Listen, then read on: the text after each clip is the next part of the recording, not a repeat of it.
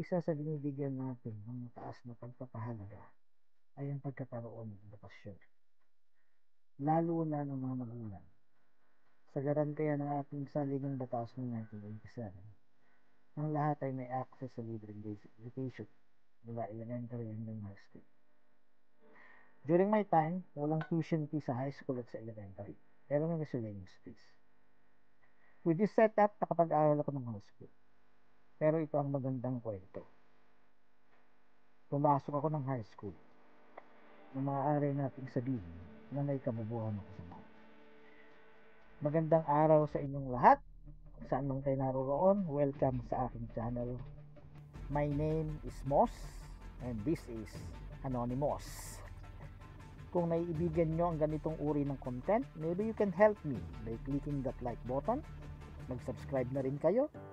Paki-hit ang notification bell at paki-share na rin sa iba upang may matutunan din sila. In this episode, isi-share ko sa inyo ang aking karanasan noong high school pa lamang ako, na hanggang ngayon ay hindi ko pa rin mahanapan ang kaliwanag. Tulad ng nabanggit ko, may kabubuhan ako sa math nung pumasok ako sa high school. So by extension, bobo rin ako sa math nung nasa elementary pa lang ako. Hindi ako marunong mag-add, hindi ako marunong mag-subtract. Pero sa isip ko, kaya ko magkwenta ng mga simpleng addition o subtraction. Pero hindi ko maipakita sa papel, kaya almost always, laging zero ako sa mga math quizzes at sa mga exams. Literally, pasang-awa talaga ako palagi. Kung hindi ako marunong mag-add at mag-subtract, imagine na lang ang kakayahan ko sa multiplication at division. Isama nyo na rin ang fractions at decimal. Pero hindi ko naman kinatakutan ng math. Natanggap ko lang na ganun lang talaga ang abot ng kakayahan ko. Of course, it was embarrassing at nakararamdam ako ng kaunting panliliit sa sarili ko.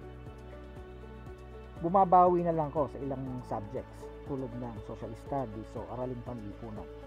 Kung sa mathematics ay lubog ako, inilulutang naman ako ng araling panlipunan. Kahit struggle ako noong first year at second year high school, naitawid ko dahil sa social studies.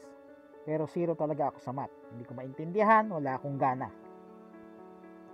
Pero ang ipagtataka ninyo ay nang mag-aral ako sa university. Kumuha ako ng kurso na punong-puno ng math. Maaaring ikumpara sa engineering ang math na inaral ko at naipasa sa university. Hindi naman sa pagyayabang, nakakuha ko ng 1 sa first semester at saka 1.25 sa second semester. Those are excellent grades, right? Maaari nyo itanong, anong nangyari at naging komportable ako sa math? Sa high school nagsimula yun. Sa first year at second year, bobo talaga ako sa math. Pumapasok lang ako sa paaralan noon dahil sa connection ko sa mga kaibigan ko at sa mga kaklasmate. Yung social value ng pagpunta sa school. I just wanted to be connected with my classmates and friends. Pero wala talaga akong gana mag-aral at matuto. Dahil wala naman ako maintindihan. Naipapasa ko lang ang mga exams dahil magaling akong manghula ng mga sagot, lalo na pag multiple choices ang type ng mga exams. Kung natatandaan ninyo ang NCEE, I was able to become the top notcher in our class. Not because I'm very good or better than other students. Multiple choice kasi ang NCEE. The answers were already there. So, hahanapin mo na lang, huhulaan mo kung alin sa mga choices yung sagot. Sa math lang talaga ako natitibag kasi you need to show your solution and how you arrive at your answer. Hindi umubra ang panguhula ko. Third year high school ako nang maintindihan ko ang math. I don't know kung paano nangyari, but parang bigla ko na lang naunawaan. Yung hindi ko maintindihan at magawa ng elementary hanggang second year high school, biglang naging madali. Unti-unti nagkaroon ako ng confidence sa aking sarili at nagkaroon ng yabang pagdating sa math. Algebra was so easy, no sweat ang trigonometry sa fourth year. I carried these newfound skills sa university, kaya madali ako nakakuha ng excellent grades. Until today, hindi ko may paliwanag where and how I became proficient sa math. Kaya na magkaroon ako ng sariling pamilya at nagkaroon ng mga anak na nag-aaral, I wasn't hard on them pagdating sa pag-aaral nila. Pag hindi nila maintindihan ng lessons, lalo na sa math, I always tell them, It will come, just don't give up. Sa isang subject lang ako medyo hard sa kanila. I don't want them to fail chemistry. I always tell them to come to me if they have problems with chemistry because I surely have the answer and solution to their problem. I can guide them to understand chemistry because I have the expertise.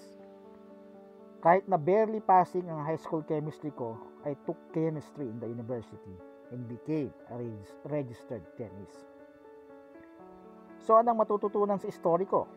Maybe learning and understanding should not be forced to students or to yourself or to us. Kailangan lang huwag mag-give up. Sa halip ay matiyagang maghintay and be ready when it comes.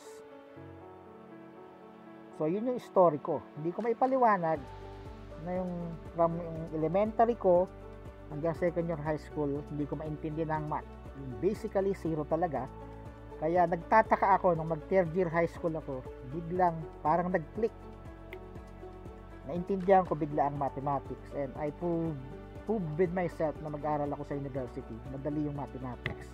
So, yun, until nakagraduate ako at naging registered chemist nga. So, yun yung kwento ko. So, kung may mga tanong kayo at nais nyo mabigyan ng linaw, so i-comment nyo lang at isikapin ko, malugod kong tutugunin sa abot ng aking kakayahan ang anumang tanong o anumang tanong sa isip ninyo, sasagutin ko. And yan po ang aking kwento at maraming salamat po sa inyong panonood. Hanggang sa susunod pong muli. Ito ang inyong kaibigan, Moss. And this is Anonymous.